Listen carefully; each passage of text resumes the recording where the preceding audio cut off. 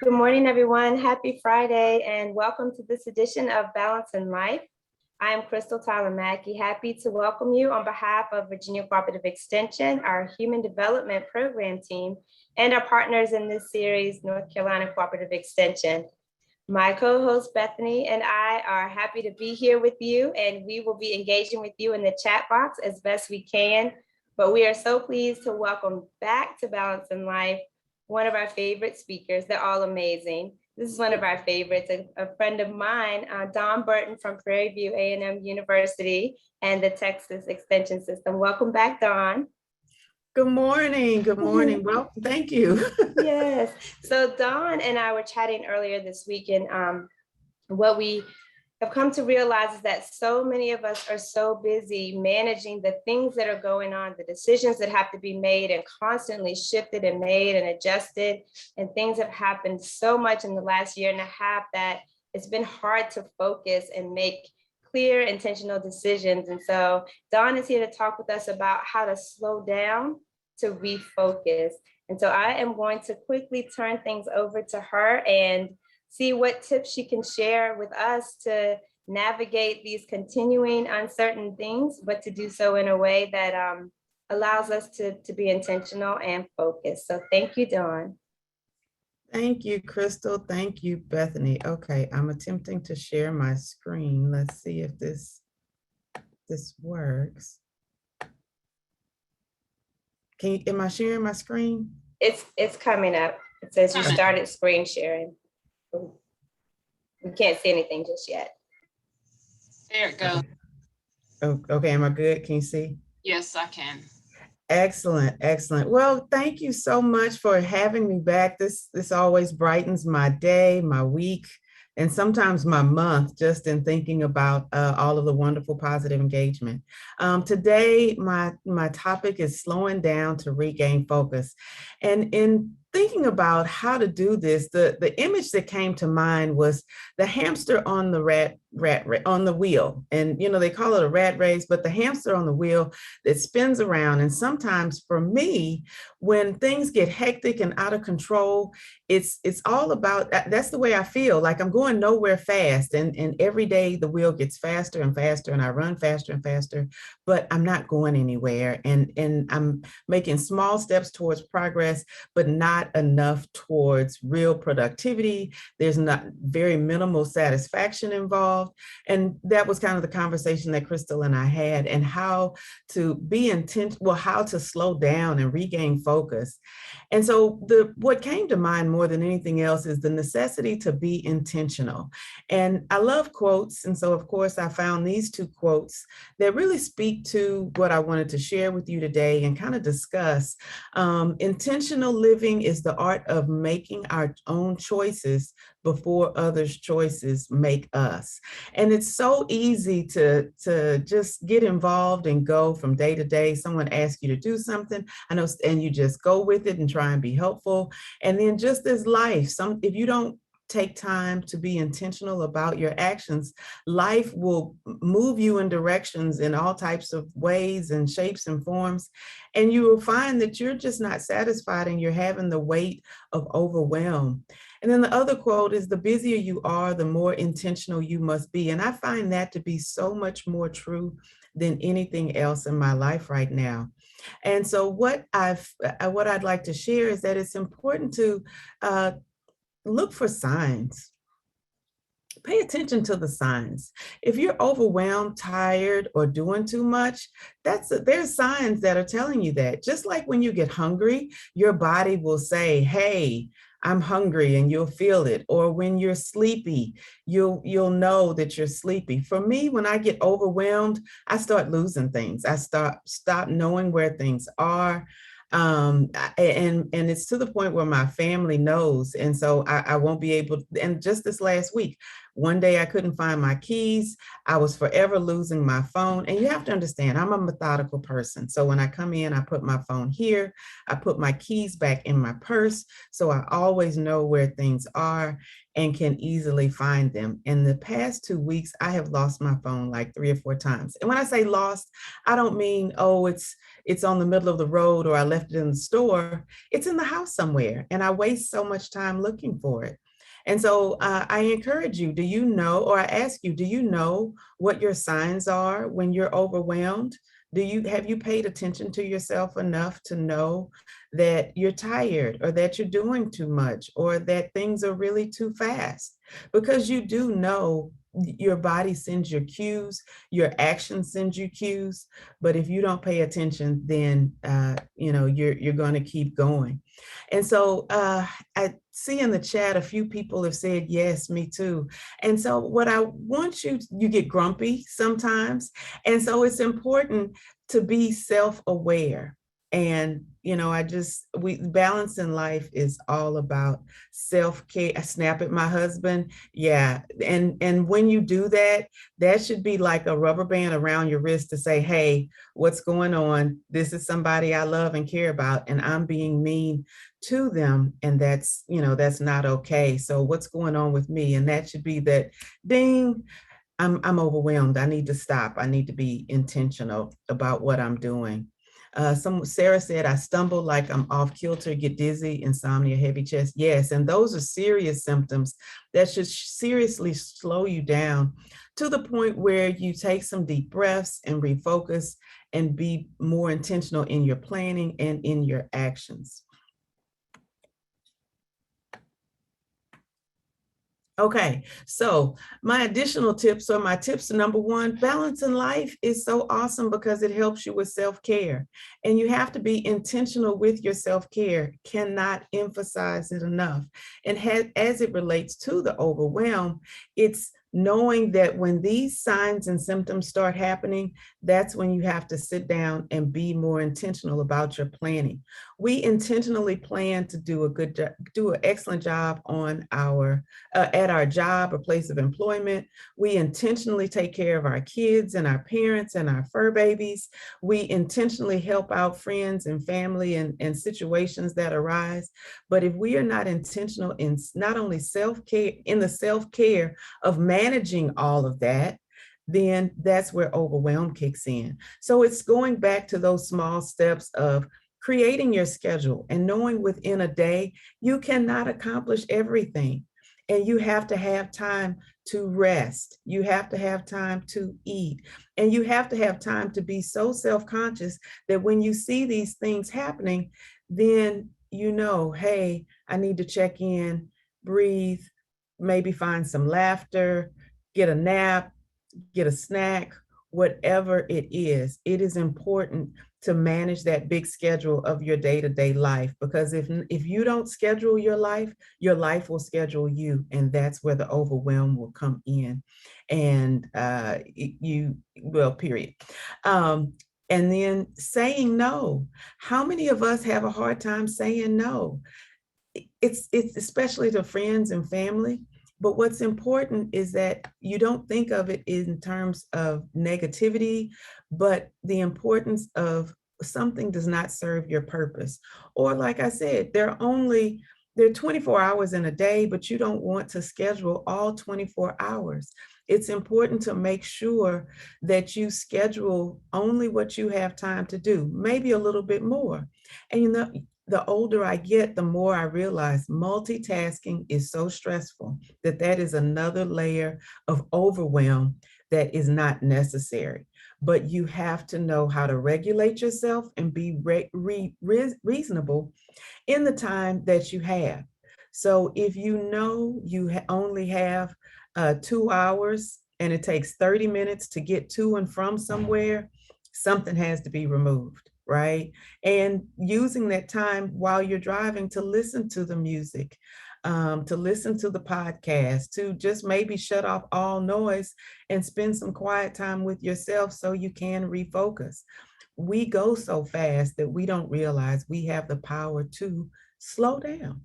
And when you start seeing those signs and symptoms, that is when you absolutely need to take a deep breath and start slowing down. I see in the comments, Sean said the calendar helps her, but sometimes people schedule things for me on top of what she already has scheduled. And that's when you have to be strong in your boundaries and say, no, that's not allowed. And you have to go back and undo it or touch base with them and say, I'm sorry that I can't do that, or that time has already been reserved. When is another time that we can possibly, do whatever the task is? But your boundaries to your life are so important. Your boundaries to your self-care are so important that you have to guard them at all costs. And the quote here on the screen, almost everything will work again if you unplug it for a few minutes, including you. That is so true. We feel like we are the supermen and superwomen that must do everything all the time. And the reality is, you can do most things most of the time, but it's important to take your breaks and it's important to slow down. And so it's not rocket science. It is very hard in implementation, but it's remembering that you have to put yourself first. Because one thing that I have heard over and over, as well as experienced, if you don't take care of you, your body will shut down on you. Your body will tell you what it needs and it will take the rest. And that could come in health issues, that could come in exhaustion, just all types of form, where if you push your body and yourself, your mind too much, it will ultimately have a reaction, and you don't want that. Bethany, I've lost track of the comments. Or can you share what's going on in the comments? Yes, of course. So a lot of people are really identifying with what you're saying as far as first of all, knowing the signs, because that's being proactive, right? So that hopefully we don't snap. But someone was also saying that is helpful for them managing their anxiety. And it's easy to forget how important that step is. Just the identification or knowing yourself enough to say, oh, that's important and I should take a step back. And then the same with you saying that you've got to, self-care. A lot of people are identifying with the boundaries comment that you made, and that you've got to be able to prioritize and refocus. And maybe it's not the multitasking, but actually prioritizing, because you can only do one thing at a time. But people, Linda's also saying she does find it difficult to say no. And that's a practice too, right? That's a skill you have to practice, saying no. I can speak that truth for my own life. I wasn't always good at saying it and making those boundaries. So you're hitting on a lot of good stuff. Okay, thank you. Crystal, you look like you want to jump in there. Come on, Crystal, share with us. It's true. I was agreeing with where some folks were saying it's really hard to say no to supervisors, or when supervisors ask you to do things. I was agreeing with that, but also there's this person posted something she read on Facebook saying, it really is not a badge of honor or something to be proud of to overwork and just overextend yourself and overextend your boundaries. And so just acknowledging how indeed that paradigm has to shift, right? Not just with expectations externally, but they won't shift at all if we don't shift our own mindsets, if we don't truly embrace that it is not a badge of honor to overextend, overexert oneself. So, yeah. So those are things that are resonating with folks, including myself. So I think you're hitting it, Dawn. No, thank you. And I want to remind everybody who has young people in their life the importance of not only you embracing these thoughts and ideas and practicing them, but sharing that with your children or the children in your lives. Because what happens is the children watch what we do, right? They may or may not listen to what we say, but they will absolutely do what we model. And if we model pushing ourselves to the very limit, if we model exhaustion and just, the signs that come with the exhaustion and the overwhelm, then we'll start to see it in them, or those will be seeds that will be planted, that will blossom later on. And no one wants to see their children, or the children that they love, overworked or overextended due to games. And I just think it's so important that as we grow and focus on self-care, we teach those same practices and principles and habits to our children so that their lives can be better earlier. And also the ability to say no, and say no respectfully. I think there is an old school thought of children are seen and not heard. But then there's the new school overwhelmed that children are overextended and the competition is outrageous. And I think somewhere in the middle, we have to find a way to allow children to effectively, respectfully communicate, to be able to tell us what they feel and what they think, and then be able to listen. I am not going to start on a whole parenting platform right now, but it is so important that we help grow children into the adults we want them to be. And that doesn't start when they get 19 and 20 and out on their own. It starts now. And it starts now by pouring into them the habits, the wisdom that we learned, or maybe that we did not learn, but we're learning now, so that they can start where we start far earlier than what we did. The world and life is so crazy right now. And the more tools and tips we can provide to the children to help them manage it and navigate through their own personal journeys, I think the better off they will be, and the more relaxed we can be, right? Because how relaxed can you be if the children you love are stressed out or acting a nut and losing it and not doing the things that they need to do? And so it's a balance. I'm not saying to spoil your children rotten so that they never say no, or let them tell you no all the time, but at least hear them, hear their voice, allow them to understand the respectful, effective way or appropriate way to say no, or that it's too much, or they need a break, right? Just like with your supervisor.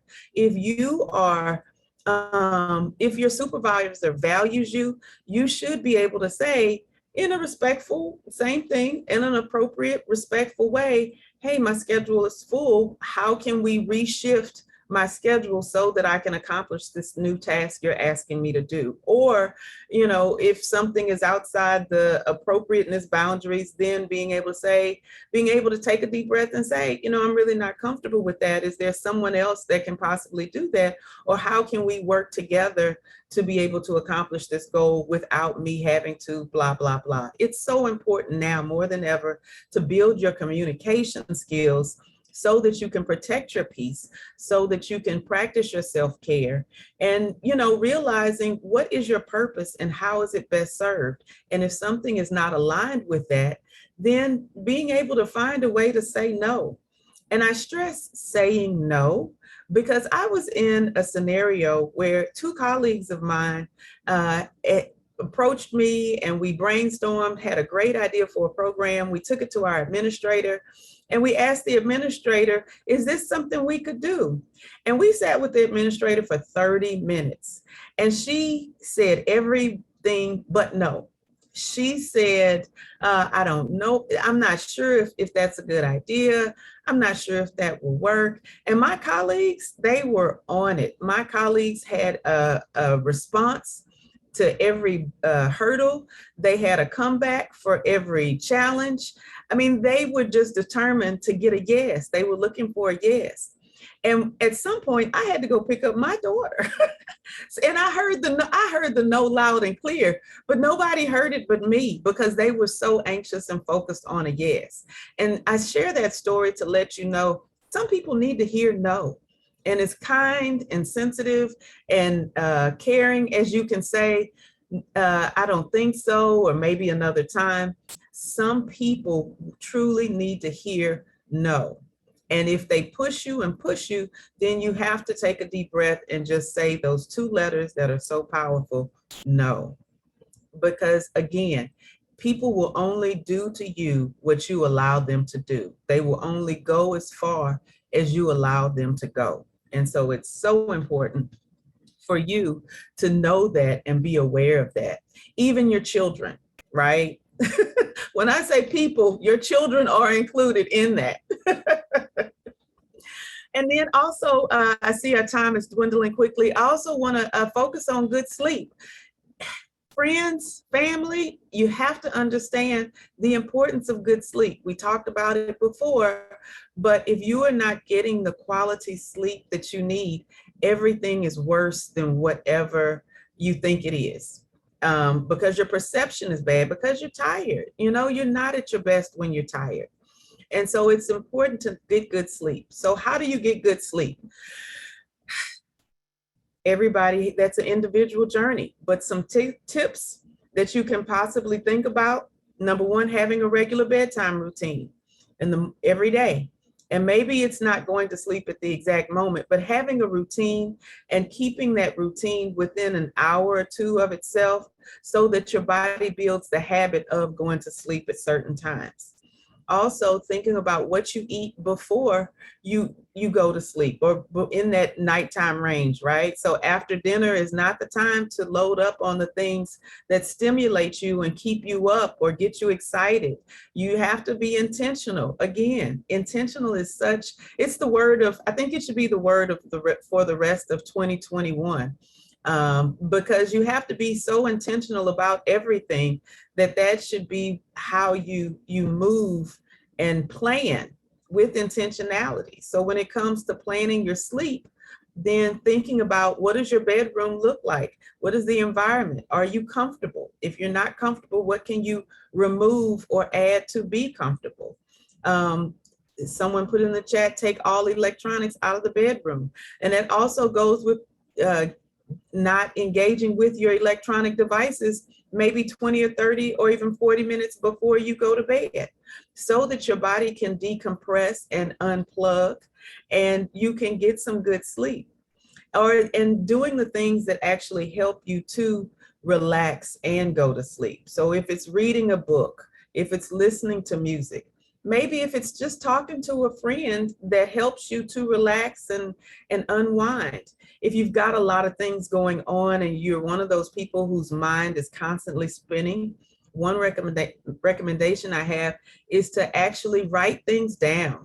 Let that be one of the last things you do, is write things down, so that your brain, it's a connector situation. So if you write it down, your brain knows it's not going to forget, so it can relax. You have it somewhere next to you, so if you need to refer back to it, it's there. And then you can pick up the next morning and move on. And then also being grateful, doing that gratitude journal, being able to, think about the good things, going to bed on a positive note. If something bad happened, one of my favorite things about my name is that dawn means a new day. And so sometimes when I've had a long day, I just remember that every day is a new day to start over. You don't have to carry the negativity, the weight, the heaviness onto the next day. The stress, let it all go. Just relax. If you are a believer and you pray, then say a prayer and ask for what you need in that prayer. But do whatever you need to do to slow down, calm down, focus on the positive, breathe, laugh is my favorite thing in the whole wide world, right? Because that's the medicine for the soul. But do that before you go to sleep. And then if all of your efforts don't work, don't hesitate to contact a medical professional to help you figure out what's going on with your sleep, so that you can get the sleep you need, because intentionality and sleep will take you very far. And then when you add that trifecta of being able to say no, you will have a life-changing experience. So I think my time is up, and I just want to say, being able to engage with you brightens my day. I hope that you've been able to pick up some nuggets or hear something that has inspired you and that will help you to slow down. And if you can't remember anything else, remember you have to be intentional about everything, because almost everything will work again if you unplug it for a few minutes, including you. Thank you so much, everybody. Have a great day. Thank you, Dawn.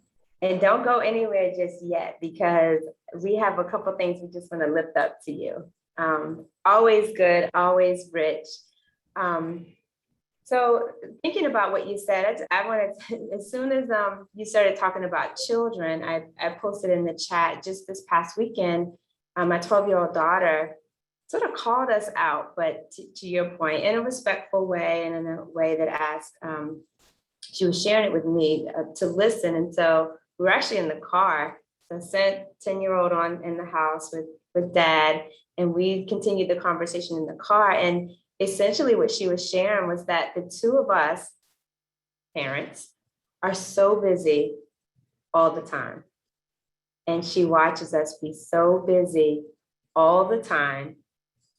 And that even when it's time for us to do our family fun activities, we're sometimes distracted. We seem like we're there just to, say that we've been there, but not that we're really enjoying it, that it's another, I shouldn't use these terms, but like it's another task. And so I just had to hear what you had to say, because you know what? She's right. When I took a step back and thought about it, yes, we are busy. And we are, because, our lives are busy, but there's a point at which it spills over and you aren't intentional even about the quality time that you're trying to have or the rest that you're trying to have. And so I love that she, felt confident to lift that up, and we had the time to stop and think about it. And it was a check, because we had been pretty balanced and things had gotten out of whack, and I was feeling it, but she really called it out. So appreciate you lifting those things up for us here. And someone did ask, what's the difference between procrastination, laziness, and relaxation? How do you distinguish? That's a great question. Procrastination, laziness, and what was the last thing? Relaxation. And relaxation. What's the difference? So procrastination, I think it's a fine line between all three. Procrastination, I believe, is that intentionality that you don't want to do it, and you don't do it because you know what you need to do. The deadline is coming. You are actively not doing what needs to be done, right? So that's how I know when I'm in my procrastination space, because that reminder keeps popping up. Hey, do task A. It's like, the dishes really need to be done. Let me go do the dishes. Ding, do task A. Oh, the daughter is calling. Let me go see what the daughter needs. Ding, do task A. Task B is really, really needs to be handled. And you said procrastination. Laziness, I think, is when you're tired and you just really can't do anything else and you don't want to do anything else. And it's the overwhelm. To me, laziness is a sign of overwhelm, because for the most part, I do believe people want to do things. But when they're tired, and they just laziness is that unintentional not doing anything. And to me, that's where the overwhelm comes in, either physical, emotional. There's some type of exhaustion. Maybe you just don't want to. Maybe it's a hopelessness. There's something going on that is stopping you from doing anything. Maybe your energy is just so low, you can't, you just can't. And so I think laziness is more of a sign of other things that are going on. And then relaxing is a good thing. And I hope everybody prioritizes to be able to do some relaxing. When you need to stop, you need to unplug, right? That's what the quote said, is to unplug. And so to be able to just relax is something that is something that I think is a good thing. So those are my definitions, or that's the way I categorize things. It's, not any science behind it, but I know, like I said, when I get those internal reminders and I intentionally avoid them, that's me procrastinating. If I am if I have successfully completed all my tasks, there is absolutely nothing wrong with relaxing. And I try and make sure that I intentionally do that. And I go all in, right? Cut everything off, take the pleasure of knowing all children are taken care of. I may not answer the phone because this is my time. And then laziness, laziness is just, like I said, it's too much. I'm tired, I'm overwhelmed. I don't want to. And it's not because of anything specific. It's just so much has been is weighed down on me. So yeah. I think that's a good point. And when I hear you talk about laziness, I mean, one of the things we have to acknowledge is that we don't all have the same capacity or all have the same capacity at the same time. And so we might be capable of doing 110 things at a time, and someone else's capability is way less than that. So be mindful of, comparing to, or someone else might do 300. So just being mindful about that. And I saw a post that someone made, and I was thinking the same thing about relaxation and not feeling guilty when you relax. So just, moving past those feelings of guilt, because we do have to rest. We have to relax in order to keep going. So. And Crystal, if I could just jump in and say one last thing.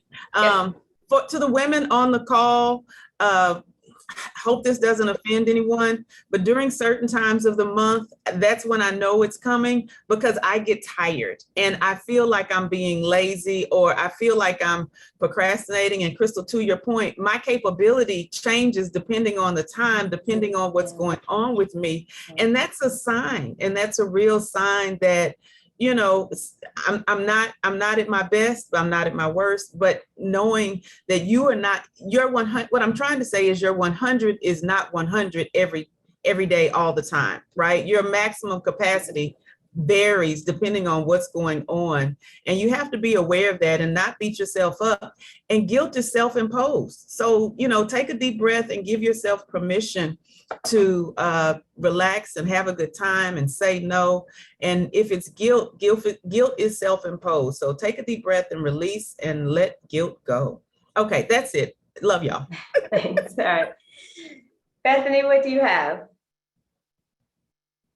Several years ago, I remember watching another presentation, and they kind of just debunked multitasking altogether as a myth, as something that again, it's kind of that person who put in the chat, the badge of honor.